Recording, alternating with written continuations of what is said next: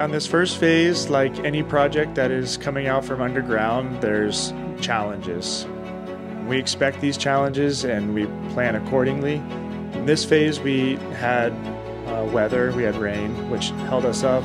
We also had unforeseen utilities underground that we needed to work through with the school and the design team to come up with final plans on how to address those unforeseen utilities.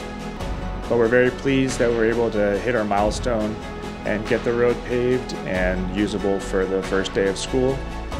So thanks again to the school and the design team and our subcontractors for working with us to get that done.